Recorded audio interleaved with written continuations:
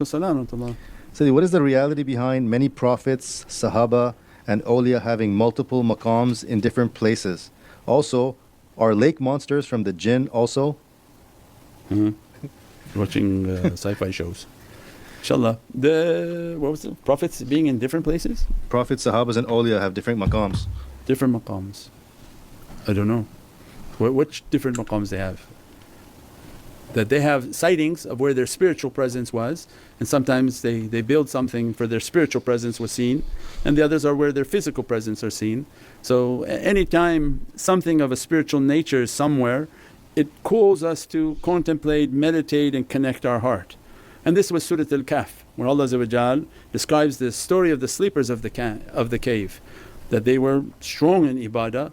And so much so, this is all the stories of Surat al-Kahf, that what Allah at the end of the Ghasa says, build a masjid over them. Why? Because pious people have a very positive energy. When you build a masjid around them, you take the barakah and the blessings of that energy. And that's why many masjids were established around the bodies of pious people and pious servants of Allah. Not to worship the people, is the worshipping of Allah. But that pious person is not dead. Allah describes they're very much alive in their grave. So he's still in ibadah, still has the immense love for Prophet. So it must be like a sun of realities, immense lights must be emanating from that maqam. Anyone who comes into that masjid is going to be dressed by the light of that shaykh or that wali or that Prophet of Allah, because he's busy in his ibadah. And Allah's rida and satisfaction is upon them. But again shaitan comes and says, no, this is people worshipping. Why would it have to do with people worshipping? Allah has everybody making tawaf around Sayyidina Ismail in the Kaaba. Well, why they're not complaining there? Because those people would try to but they can't. Allah put Sayyidina Ismail right there and everybody has to make tawaf around Sayyidina Ismail, they have to pray.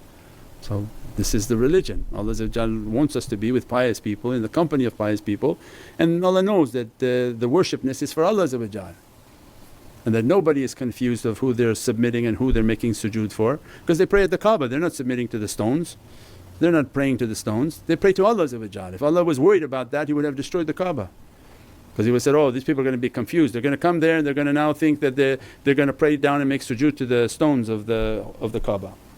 Allah didn't have that concern. He said, no, I know my people, they're going to worship me in their heart, but they have to be unified and take the blessings of this location.